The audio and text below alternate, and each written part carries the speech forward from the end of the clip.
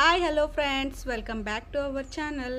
Friends ನೋಡ್ರಿ, ಎಲ್ಲರೂ ಹೆಂಗದಿರಿ, ಎಲ್ಲರೂ ಆರಾಮದಿರಿ ಅಂತ ಹೇಳಿ ಅಂದ್ಕೊಳಕತ್ತೀನಿ.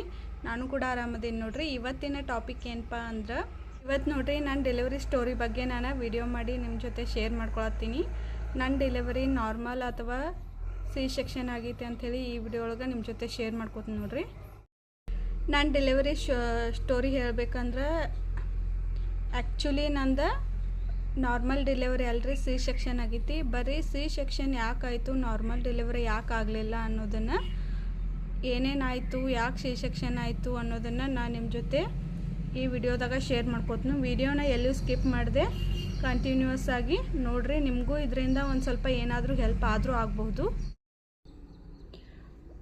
ನಂದು 8 ಮಂತ್ಸ್ ಪ್ರೆಗ್ನೆನ್ಸಿವರೆಗೂ ಎಲ್ಲ ನಾರ್ಮಲ್ ಆಗೇ ಇತ್ತು ನೋಡ್ರಿ. ನಂದು ಫಸ್ಟ್ ಪ್ರೆಗ್ನೆನ್ಸಿ ಒಳಗೆ ಏನಂದ್ರೆ ಏನು ಪ್ರಾಬ್ಲಮ್ ಇರಲಿಲ್ಲ. ಫಸ್ಟ್ ಪ್ರೆಗ್ನೆನ್ಸಿ ಒಳಗೆ ನಾನು ನನ್ನ ಮದುವೆಯಾಗಿ 1 ವರ್ಷ 1 ತಿಂಗಳೊಳಗಡೆಯಾಗಿ ನನ್ನ ಮಗಳು ಹುಟ್ಟಿದ್ಲು. ಅಂದ್ರೆ ನನಗೆ ಯಾವುದೇ ರೀತಿ ಏನು ಪ್ರಾಬ್ಲಮ್ ಇರಲಿಲ್ಲ. ಮತ್ತು ಸಿ ಸೆಕ್ಷನ್ ಯಾಕೆ ಆಯ್ತಪ್ಪ ಅಂದ್ರೆ, ನಾನು 8 ಮಂತ್ಸ್ ಇದ್ದಾಗ ನನಗೆ ನೀರು ಕಡಿಮೆ ಇದಾವೆ ಅಂತ ಹೇಳಿದರು. ಮತ್ತು ಆಗ ಕೂಡ ಹೇಳಿದ್ರು ಅವ್ರು ಸಿ ಸೆಕ್ಷನ್ ಮಾಡ್ಬೇಕಂಥೇಳಿ. ಬಟ್ ನಾವು ನಾರ್ಮಲ್ ಮಾಡ್ಕೋಬೇಕಂಥೇಳಿ, ಡೆಲಿವರಿನ ನಾರ್ಮಲ್ ಮಾಡ್ಕೋಬೇಕಂಥೇಳಿ ನಾವು ಟ್ರೈ ಮಾಡತ್ತಿದ್ದೆವು. ಅದಕ್ಕಿಂತ ಮುಂಚೆ ಏನಾಗಿತ್ತಂದ್ರೆ, ನನ್ನ ಸಿಸ್ಟರ್ಗೂ ನನಗೂ ಬರೀ 15 ಡೇಸ್ ಅಷ್ಟೇ ಡಿಫ್ರೆನ್ಸ ಡೆಲಿವರಿಗೆ. ಅಂದ್ರೆ ಅಕ್ಕಿ ನಾನು ಒಮ್ಮೆ ಪ್ರೆಗ್ನೆಂಟ್ ಇದ್ವಿ. ಅಕ್ಕಿಗೆ ನನಗೆ 1 ತಿಂಗಳು ಡಿಫ್ರೆನ್ಸ್ ಇತ್ತು ನೋಡ್ರಿ. 1 ತಿಂಗಳು ಡಿಫ್ರೆನ್ಸ್ ಇತ್ತು. ಬಟ್ ಅಕ್ಕಿದ 7 ಮಂತ್ಸ್ ಇದ್ದಾಗನ ಅಕ್ಕಿದ ಪ್ರಿಮೆಚೂರ್ ಬೇಬಿ, ಅಂದ್ರೆ ಅಕ್ಕಿಗೆ 7 ಮಂತ್ಸ್ ಇದ್ದಾಗನ ಅಕ್ಕಿಗೆ ಸಿ ಸೆಕ್ಷನ್ ಆಗಿ ಡೆಲಿವರಿ ಆಯಿತು. ಅಕ್ಕಿ ಸ್ಟೋರಿ ಇಲ್ಲಿ ಯಾಕೆ ನಿಮ್ಮ ಜೊತೆ ಶೇರ್ ಮಾಡ್ಕೊಳಕ್ತೀನಿ ಅಂಥೇಳಿ ಈಗ ಮುಂದೆ ಹೇಳ್ತಾನೆ ನೋಡ್ರಿ. ಅಕ್ಕಿಗೆ 7 ಮಂತ್ಸ್ ಒಳಗನ ಪ್ರಿಮೆಚೂರ್ ಬೇಬಿ ಆಗಿ ಡೆಲಿವರಿ ಆಯಿತು. ಮಗು ಕೂಡ ಅಕ್ಕಿದ ತೀರ್ಕೋತು. ಅದಾದ್ಮೇಲೆ ಅಕ್ಕಿಗೆ ಸಿ ಸೆಕ್ಷನ್ ಆಗಿತ್ತು. ಅಕ್ಕಿದ 3 ಡೇಸ್ ಕಂಪಲ್ಸರಿಯಾಗಿ ಅಕ್ಕಿ ಪೇನ್ ತಿಂದಿದ್ಲು ನಾರ್ಮಲ್ ಡೆಲಿವರಿದ. ಮತ್ತು ಅಕ್ಕಿಗೆ ನಾರ್ಮಲ್ ಡೆಲಿವರಿ ಕೂಡ ಆಗಲಿಲ್ಲ, ಸಿ ಸೆಕ್ಷನ್ ಆಯಿತು. ಅಕ್ಕಿ ಆಮೇಲೆ ನೆಕ್ಸ್ಟ್ ಡೇ ಮನೆಗೆ ಬಂದಾದ್ಮೇಲೆ ಅಕ್ಕಿಗೆ ಕೂತ್ಕೊಳ್ಳೋಕೆ ಹೇಳೋಕೆ ಸ್ಟಿಚಸ್ ಎಲ್ಲ ಹಾಕಿರ್ತಾರೆ ನೋಡ್ರಿ. ಅದು ಪ್ರಾಬ್ಲಮ್ ನೋಡಿ ನನಗೆ ಭಾಳ ಅಂದ್ರೆ ಭಾಳ ಹೆದರಿಕೆ ಆಯಿತು. ನನಗೂ ಈ ಸಿ ಸೆಕ್ಷನ್ ಆದರೆ ಈ ರೀತಿನಪ್ಪ ತಂದ ನನ್ನ ತಲೆ ಒಳಗೆ ಬಂತು ನೋಡ್ರಿ. ಕುಂಡ್ರಾಕೆ ಬರೋಂಗಿಲ್ಲ, ಎದ್ದು ನಿಂತ್ಕೊಳ್ಳೋಕೆ ಬರೋಂಗಿಲ್ಲ, ಏನು ಮಾಡೋಕ್ಕೆ ಬರೋಂಗಿಲ್ಲ, ಎಲ್ಲದಕ್ಕೂ ಇನ್ನೊಬ್ರು ಹೆಲ್ಪ್ ತೊಗೋಬೇಕು. ಅದನ್ನು ನೋಡಿ ನನಗೆ ಭಾಳ ಅಂದ್ರೆ ಭಾಳ ಭಯ ಆಗಿತ್ತು ನೋಡ್ರಿ. ಮತ್ತು ಅದ್ರಾಗ ಅಕ್ಕಿ ಬೇಬಿ ಇರಲಿಲ್ಲ. ಅದ್ರಾಗ ಅಕ್ಕಿ ಜಲ್ದಿ ರಿಕವರಿ ಆಗಿ ಎದ್ದು ಕೂತ್ಕೊಂಡ್ಲು. ಮತ್ತು ಅದನ್ನು ನೋಡಿ ನನಗಂತೂ ಭಾಳ ಭಯ ಅಂದ್ರೆ ಭಯಾನ ಆಗಿ ಹೋಗಿತ್ತು. ಇನ್ನಿದ ನನಗೂ ಗತಿ ಬರ್ತೈತೆ ಅಂತ ನಾ ಏನು ಮಾಡೀನಿ, ನಾನು ಮೊದಲೇದಿಂದನೂ ಕೆಲಸ ಮಾಡ್ಕೊತಾನೆ ಇದ್ನಿ. ಅಕ್ಕಿಗೆ 7 ಮಂತ್ಸ್ ಒಳಗೆ ಸಿ ಸೆಕ್ಷನ್ ಆದಾಗ ನನಗೆ 8 ಮಂತ್ ರನ್ನಿಂಗ್ ಇತ್ತು ನೋಡ್ರಿ. ಆಮೇಲೆ ನೋಡ್ರಿ, ಅಕ್ಕಿಗೆ ಸಿ ಸೆಕ್ಷನ್ ಆಯಿತು. ಅಕ್ಕಿ ರಿಕವರಿ ಕೂಡ ಆದ್ಲು. ಆಮೇಲೆ ನನಗೂ ನೀರು ಕಡಿಮೆ ಇದಾವೆ ಅಂತ ಹೇಳಿದ್ರಲ್ಲ, ಅದಕ್ಕೆ ಡ್ರಿಪ್ಸ್ ಮತ್ತು ಆಮೇಲೆ ಸಾಚೆಟ್ಸ್ ಎಲ್ಲ ಕೊಟ್ಟಿದ್ರು ನೀರು ಹಾಕ್ಕೊಂಡು ಕುಡಿಯುವ. ಅದರಿಂದ ನಾನು ಡ್ರಿಪ್ಸ್ ಎಲ್ಲ ಹಾಕ್ಸ್ಕೊಂಡು, ಯಾಕಂದ್ರೆ ನನಗೆ ಸಿ ಸೆಕ್ಷನ್ ಮಾಡಿಸ್ಕೋದು ಇವೊಂದು ಸ್ವಲ್ಪನೂ ಇಷ್ಟ ಇರಲಿಲ್ಲ. ಅದಕ್ಕೋಸ್ಕರ ಆಮೇಲೆ ಏನಾಯ್ತಂದ್ರೆ, ನನಗೆ ಯಾವಾಗ 9 ಮಂತ್ಸ್ ಆಯ್ತು ನೋಡ್ರಿ. ಆಗ ನನ್ನ ಕೈ ಕಾಲು ಎಲ್ಲ ಭಾಳ ಅಂದ್ರೆ ಭಾಳ ಸ್ವೆಲ್ಲಿಂಗ್ ಆಗೋಕ್ಕೆ ಸ್ಟಾರ್ಟ್ ಅದು. ಅಂದ್ರೆ ಬಿ ಪಿ ಜಾಸ್ತಿ ಆಯಿತು. ಮತ್ತು ಮುಖ ಕೈ ಕಾಲು ಎಲ್ಲ ಫುಲ್ ಸ್ವೆಲ್ಲಿಂಗ್ ಆಗ್ತಿದ್ದು. ಅದಕ್ಕೆ ನಾವು ಮತ್ತೊಂದು ಸಲ ಹಾಸ್ಪಿಟಲ್ಗೆ ತೋರ್ಸಕ್ಕೆ ಹೋದಾಗ ಅವ್ರು ಹೇಳಿದರು, ಇಲ್ಲರಿ ನಿಮ್ಗೆ ಬಿ ಪಿ ಜಾಸ್ತಿ ಐತಿ, ಸಿ ಸೆಕ್ಷನ್ನ ಮಾಡಿಸ್ಕೋರಿ ನೀವು ಅಂತ ಹೇಳಿದರು.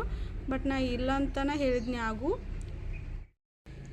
ಅದಾದ್ಮ್ಯಾಗ ನೆಕ್ಸ್ಟ್ ನನಗೆ 9 ಮಂತ್ಸ್ ಆದ್ಮ್ಯಾಗ ನಾವು ಹಾಸ್ಪಿಟಲ್ಗೆ ತೋರ್ಸಕ್ಕೆ ಹೋದೆವು, ಒಂದು ಗೌರ್ಮೆಂಟ್ ಹಾಸ್ಪಿಟಲ್ ಮಿರಾಜ್ಗೆ. ಯಾಕಂದ್ರೆ ನನಗೆ ಕೈಕಾಲು ಭಾಳ ಸ್ವೆಲ್ಲಿಂಗ್ ಆಗಕತ್ತು. ಮತ್ತು ನಡೆಯೋಕೆ ಆಗ್ತಿರ್ಲಿಲ್ಲ, ಯಾವುದೇ ಡ್ರೆಸ್ ಬರಲಿಲ್ಲ. ಆಮೇಲೆ ನಂಗೆ ಸ್ಲಿಪ್ಪರ್ ಕೂಡ ಬರಲಿಲ್ಲ ರೀ ಲಾಸ್ಟ್. ಅದಕ್ಕೋಸ್ಕರ ನಾವು ಮಿರಾಜ್ಗೆ ಸಿವಿಲ್ ಹಾಸ್ಪಿಟಲ್ಗೆ ಹೋದೆವು. ಅಲ್ಲಿ ಕೂಡ ಅವ್ರು ಅದನ್ನ ಹೇಳಿದರು, ನಿಮ್ಗೆ ವಾಟರ್ ಕಡಿಮೆ ಐತಿ, ಟ್ರೈ ಮಾಡ್ತೀವಿ ನಾರ್ಮಲ್ ಮಾಡ್ಕೋಕೆ, ಇಲ್ಲಾಂದ್ರೆ ನಿಮ್ಮದು ಸಿ ಸೆಕ್ಷನ್ ಆಗ್ತೈತಿ, ಇವತ್ತು ಅಡ್ಮಿಟ್ ಆಗ್ರಿ ಅಂತ ಹೇಳಿದರು. ಬಟ್ ನಾವು ಅವತ್ತು ಅಡ್ಮಿಟ್ ಆಗಲಿಲ್ಲ. ನೋಡೋಣ ಇನ್ನೊಂದು 2 ದಿನ ಅಂಥೇಳಿ ವಾಪಸ್ ಬಂದೆವು ಹಾಸ್ಪಿಟಲ್ದಿಂದ. ಅದಾದ್ಮ್ಯಾಗ ನೆಕ್ಸ್ಟ್ ಅವತ್ತು ನನಗೆ ರಾತ್ರಿ ಸ್ವಲ್ಪ ಹೊಟ್ಟೆಯಾಗ ನುಚ್ಚಿದಂಗಂದ್ರೆ ನನಗೆ 9 ಮಂತ್ಸ್ ಬಿದ್ದಾಗ ಫೀಲ್ ಆಗತ್ತಿತ್ತು. ನೈಟೆಲ್ಲ ನನಗೆ ನಿದ್ದೆನೇ ಬರಲಿಲ್ಲ. ನನಗಿನ್ನೂ 9 ಮಂತ್ಸ್ ಬಿದ್ದ 4 ಡೇಸ್ ಏನೋ ಆಗಿತ್ತು, ಅಷ್ಟಾಗಿತ್ತು ನೋಡ್ರಿ. ನೈಟೆಲ್ಲ ನಿದ್ದೆ ಮಾಡಲಿಲ್ಲ. ಬೆಳಗ್ಗೆ ಎದ್ದ ತಕ್ಷಣ ಸ್ನಾನ ಎಲ್ಲ ಮುಗಿಸಿ ರೆಡಿ ಆದ್ನಿ. ಮಮ್ಮಿ ಹೇಳಿದ್ರು ಹಾಸ್ಪಿಟಲ್ಗೆ ಹೋಗಿ ತೋರಿಸ್ಕೊಂಡು ಬರೋಣ ಅಂಥೇಳಿ. ಆಗ ಮಮ್ಮಿ ಸರಿ ಆಯ್ತತ ಅಂದ.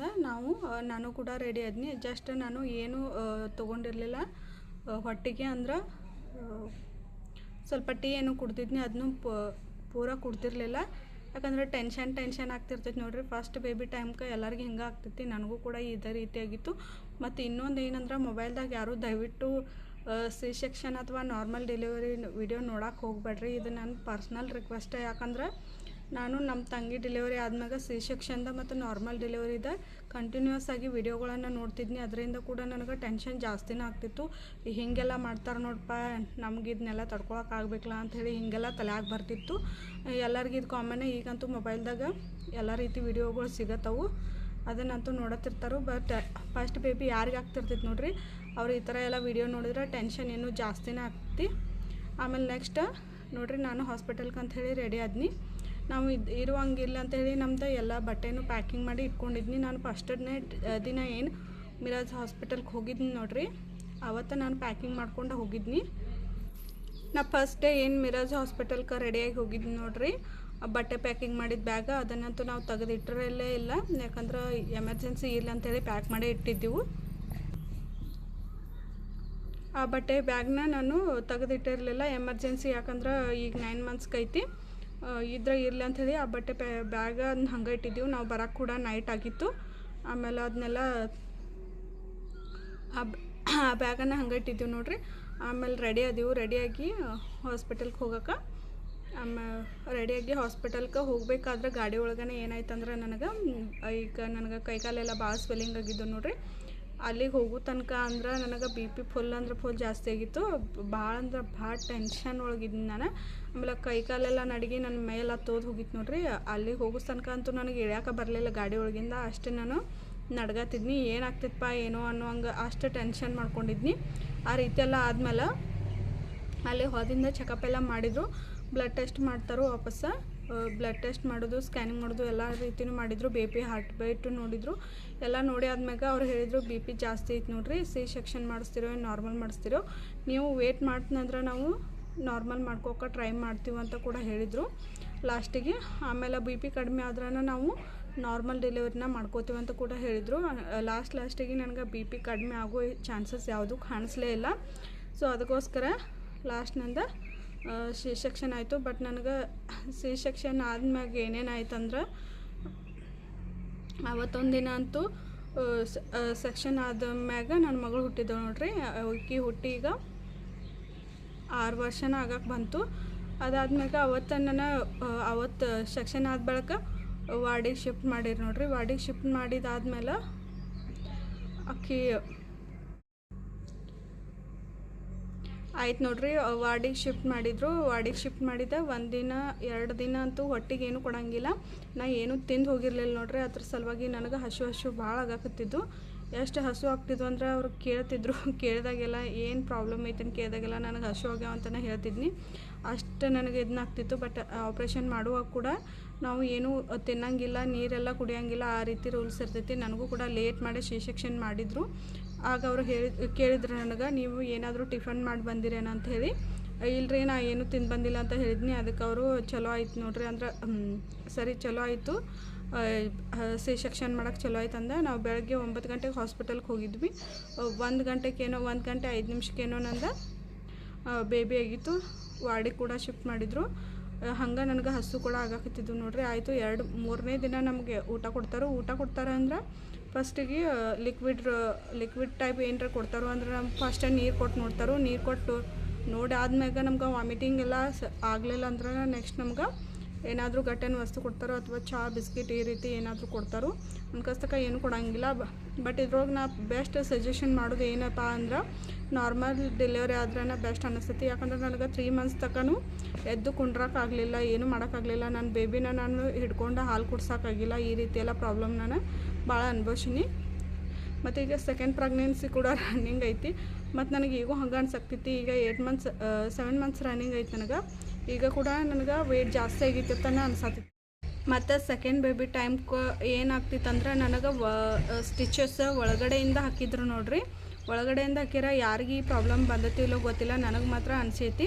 ಈ 6 ಇಯರ್ಸ್ ಒಳಗೆ ನನಗೆ 6 ಇಯರ್ಸ್ ಆದಮೇಲೆ ನಾನು ಮತ್ತೆ ಪ್ರೆಗ್ನೆಂಟ್ ಆಗೀನಿ. ಅದಾದಮೇಲೆ ನನಗೆ ಹೆಂಗೆ ಮಂತ್ಸ್ಗಳು ಮುಂದೆ ಹೋಗ್ತಾವೆ ನೋಡ್ರಿ, ಹೆಂಗೆ 6 ಮಂತ್ಸ್ 7 ಮಂತ್ಸ್ 8 ಮಂತ್ಸ್ ಹಿಂಗೆ ನನಗೆ ಸಿ ಸೆಕ್ಷನ್ ಆದ ಬಳಿಕ ಈ 6 ಇಯರ್ಸ್ ಒಳಗೆ ಯಾವಾಗರೇ ನನಗೆ ಸ್ಟಿಚಸ್ ಒಳಗಡೆ ಕರ್ಗೋ ರೀತಿನ ಸ್ಟಿಚಸ್ ಹಾಕಿದ್ರು ನೋಡ್ರಿ.